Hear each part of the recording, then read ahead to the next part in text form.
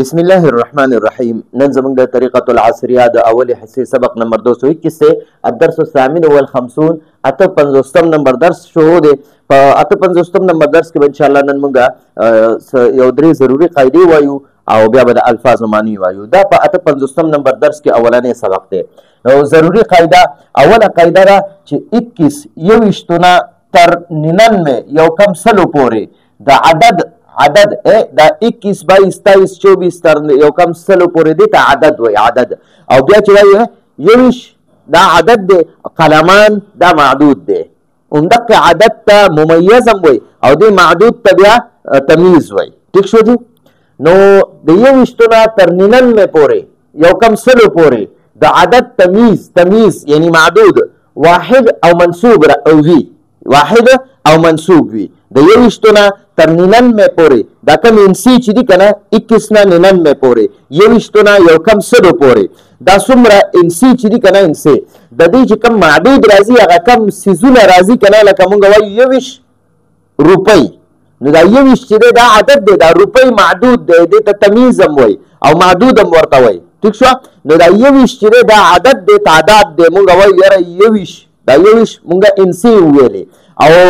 قلمان نو دا معدود دی، یا 21 روپۍ نو دا 21 دا عدد دی او دا روپۍ چې دی دا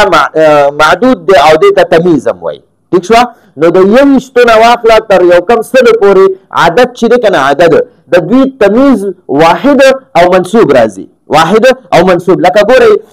واحد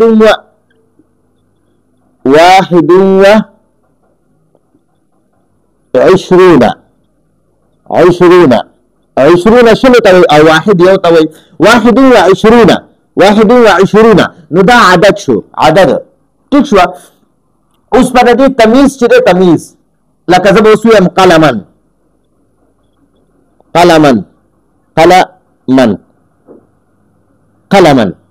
نو دا چې دی کنه دې ته تمیز هم وایي دی قلمن ته. او ګوره دا واحد هم دی او منصوب هم دی یعنی فتحه ده په ده باندې فتحه هم وي او واحد هم دی. یو تم قلم وای او شلو تم قلمان وای. ٹھیک شو؟ نو دا قلم چې دی کنه قلم نو د دې چې کله د 21 نه واخله تر د یو کم سلو پورې دا عدد چې عدد 21 دا عدد دی او قلمن دا ورله تمیز دی، دې ته معدود وای. نو دې ته به زه ولیکم عدد او د قلمن ته به زه ولیکم معدود. دې عدد ته دویم نوم د ده خپل نوم دی ممیز او دې معدود ته تمییز وای. تمییز اکثر خلک وایي تمیز کنه، نو تمیز نه تمییز. وګورئ دوه یاګانې دي تمییز. ٹھیک شو؟ نو ګورئ ممیز عدد ته وایي. ٹھیک شو؟ او دا تمییز چې دی کنه دا معدود ته وایي، دی معدود ته وایي. امید دی تاسو په دې باندې پوه شوئ. 21 دا ممیز شو، عدد شو او د دې دا تمییز چې دی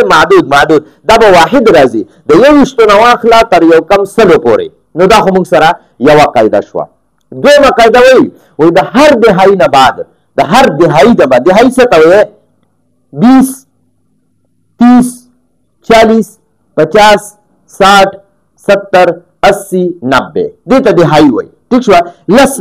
یعنی ګورئ شل موږ وایو شل، بیا وایو 10 40 50 شپېته 80 لس کم سل.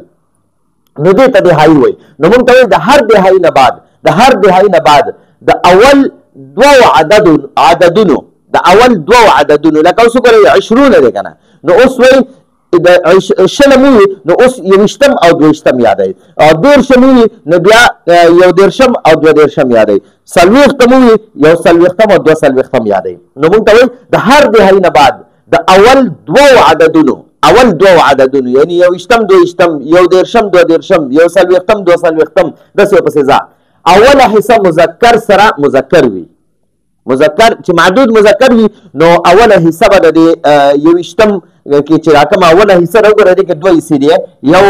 واحد دی او یو 20 دی. په عدد کې دوه حصې دي. نو که چېرته دا معدود مذکر وي کنه، اوس قلمن موږ سره مذکر دی نو موږ سره به دا واحد نه دی واحد دا واحدون دا واحدون نو که چېرته قلمن مذکر وي نو دا واحدون به مذکر وي ټیک شو دي دغه شانتې اثناني دویشتو ته څه وایي اثنان وعشرون اثنان وعشرون اثنان وعشرون نو دا اثنان یو حصه ده او دا 20 بله حصه ده او حالانکه دا دواړه چې دي دا دواړه چې رایوځای شي نو دا یو عدد شو 22 ٹھیک شو اثنان وعشرون دا 22 شو یوه انسه ده دا یوه انسه چې دی دا د دوو الفاظو نه جوړه شوه یو اثنان شو او یو 20 شو نو اوس وګورئ موږ سره به دا واحدون به را سره اله مذکر وي چې موږ سره معدود مذکر وي او اثنان به را سره مذکر وي چې موږ سره معدود مذکر وي لکه اثنان وعشرون کتابا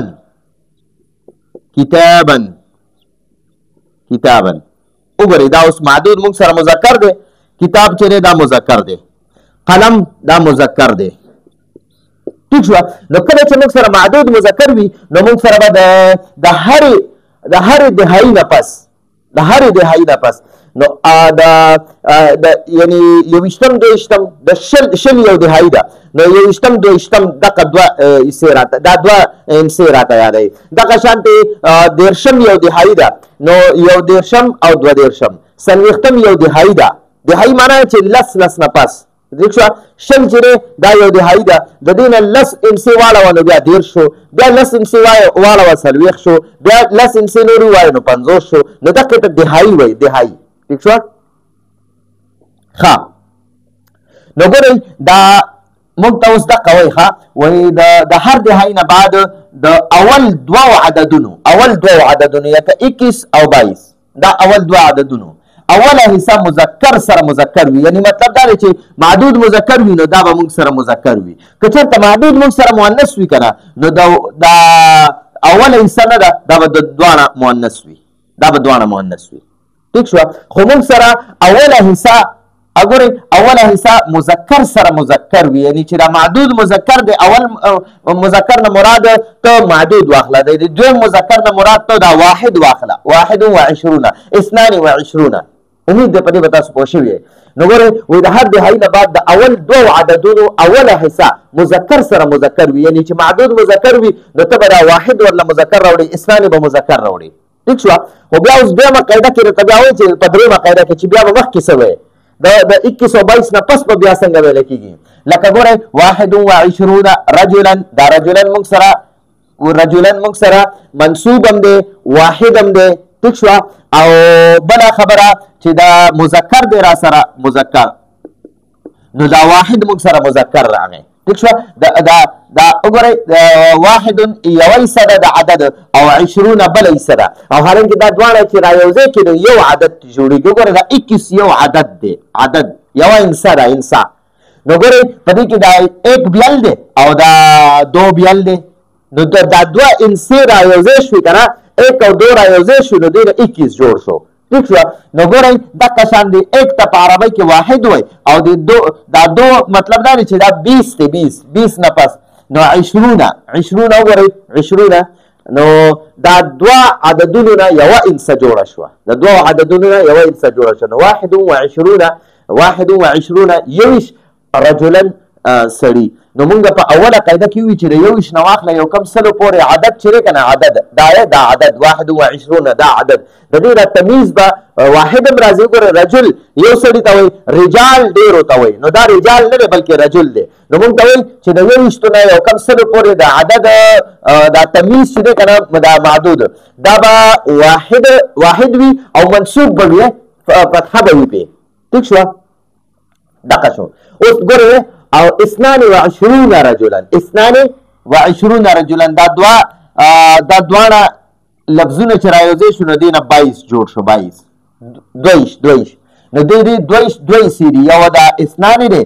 لفظونو کې او یو 20 دا یعنی حروفو کې ټیک شو حروفو کې نو یو لفظ دا اثنان شو یو لفظ دا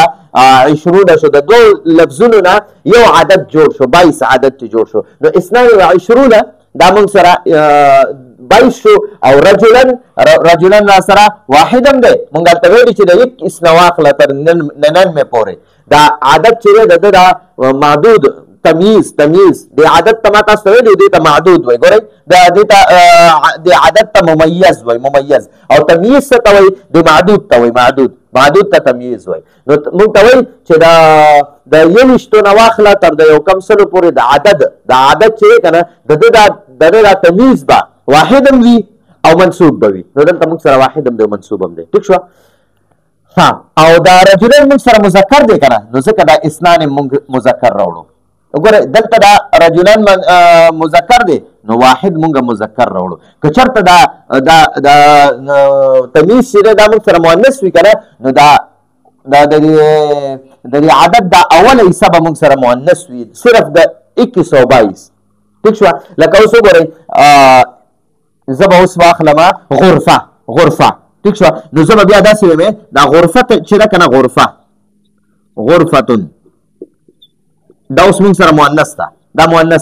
دا ما تمییز واغستو اوس په د دې لپاره زه د واحد په ځای باندې احدا راخلم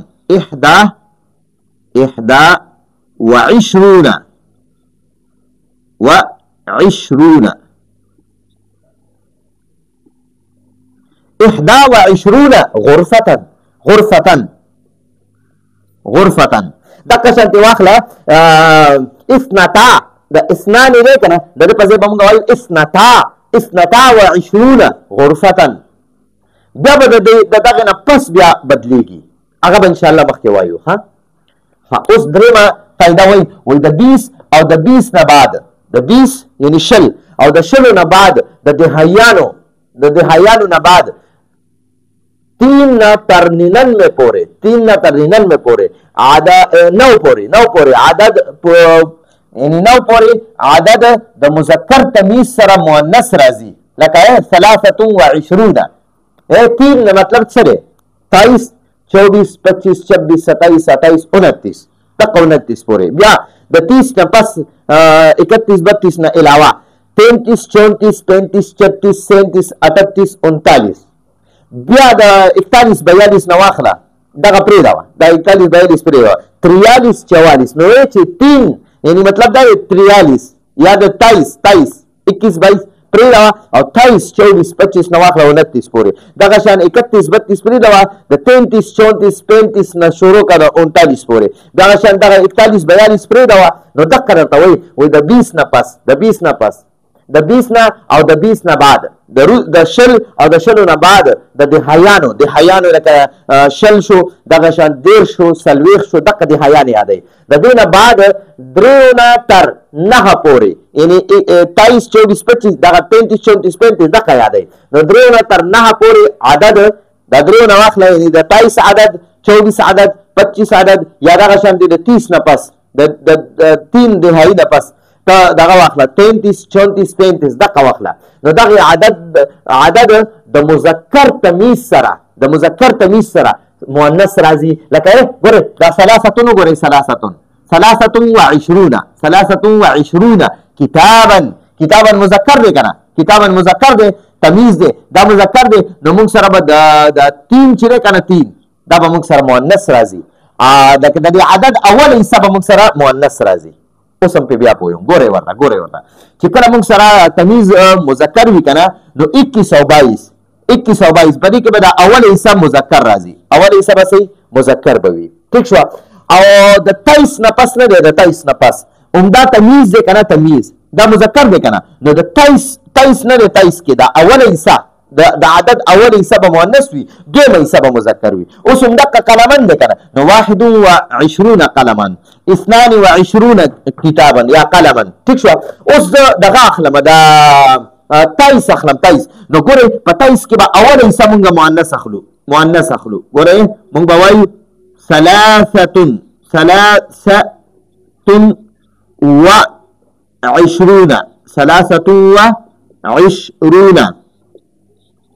وعشرون نو ګورئ دا ثلاثه کې دا اوله حصه 23 دا یو عدد شو 23 ټیک شو نو اوله حصه به مؤنث وي دویمه حصه به مذکر وي خو شرط پکې دا دی چې دا دغه نه تمیز دا موږ سره مذکر وي مذکر نو کتابن که چرته دا تمیز مونږ سره مؤنث وي کنه نو مونږ به بیا اوله حصه چې دی کنه دا به مذکر اخلو اوله حصه به مذکر اخلو ٹھیک شو الټه شو خبره چې تمیز مذکر وي نو د عدد اوله حصه به مونږ سره مؤنث وي تمیز مذکر د عدد اوله حصه مؤنث صرف د 3 نه د 21 22 نه 21 22 کې به دواړه مذکر وي ٹھیک شو دواړه حصې به مذکر راځي دواړه حصې به مذکر وي ٹھیک شو خو د 23 نه پس دا اول حصہ به مؤنث وي دویم حصہ به مذکر وي ٹھیک شو کتابن دپاره دغه شانته دا 24 هم نه 24 بیا به 25 26 27 28 29 بس بیا به 30 راشي 30 و 30 نه پس نه بیا به مونږه دا 31 32 دا 31 او 32 دي دا به مونږه مذکر اخلو چې کله مونږ سره تمیز مذکر وي او چې تمیز بیا مذکر وي نو د 33 نه پس نه 33 نه پس بیا به مونږ وایو 33 کتابا بیا به وایو 34 کتابا 35 کتابا نو اول حصه بیا مونږ سره مؤنث راځي او دویمه حصه خو به 20 هم دغه مذکر مؤنث دواړو لپاره راځي خو شرط دا دی چې مونږ سره تمیز مذکر وي چې تمیز مذکر وي نو د عدد اول حصه به مؤنث وي د 3 نه پس 21 22 نه 21 22 کې به دواړه حصې مذکر وي ٹھیک شو لکه واحد به مذکر اثنان به مذکر وي چې کله قلمن مونږ سره مؤنث وي او دا قلمن مونږ سره مذکر وي عدد مونږ سره مذکر وي دغه شانتې ګوره که چېرته دا تمیز نه تمیز مونږ سره مؤنث وي که نه نو مونږ سره به 2122 نه دی په 2122 کې به اول حصه مونږ سره مؤنث راځي ځکه چې تمیز مؤنث وي چې تمیز مؤنث وي د عدد اول حصه به 2122 د دوو انسو کې به دا دواړه انسو کې به اول حصه د عدد اب مؤنث وي او که چېرته بیا مونږ سره دا تمیز مؤنث دی که نه نو بیا به مونږ داسې کوو چې د 23 نه پس به مونږ سره د اوله حصه مونږ به بیا وایو 23 هلته کې مونږ سره تمیز مؤنث دی نو بیا به مونږ دا د عدد اول حصه مذکر اخلو اول حصہ به مذکر اخلو د 3 نه پس یعنی د 21 22 نه علاوه 23 نه پس در 19 پورې 23 نه 29 پورې 23 نه 29 پورې ٹھیک شو ان شاء الله دا بیا په مشق کې مونږ کوو نو بیا په هغه تاسو ښه پوه شئ نو دغه مونږ ته وایي لکه وایي د 3 نه تر 9 پورې عدد د مذکر تمیز سره مؤنث راځي لکه 23 کتابا 23 کتابا 24 کتابا 25 کتابا 26 کتابا 27 کتابا دغه شانتې 28 کتابا 29 کتابا ها اوس وایي دا خبره دې همیشه یادوي دا خبره همیشه یاد ساتئ چې د دهایانو عدد د دهایانو عدد د 20 نه تر 90 پورې 20 نه تر 90 پورې د مذکر او مؤنث دواړو دپاره په یو حالت وي لکه 30 رجلا 30 امرأة ګورئ 30 نه وي 30 20 نه وي زه وایم شل سړي نو د شلو سړو دپاره به مو همدقه 20 راځي 20 ٹھیک شو 20 رجلا نو ګورئ دا رجلن مذکر دی که نه سړي یادوي سړي شل سړي نو د هغه شلو سړو دپاره م 20 راغی او همدقه 20 بیا د شلو ښځو دپاره م راځي 20 نو مونږ ته وایي چې دا 20 یو دهایي ده دا 20 دهایي ده نو دا د مذکر سړو دپاره م همدقه 20 راځي او د مؤنثو دپاره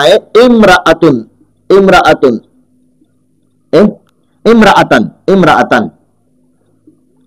20 رجلا 20 امرأة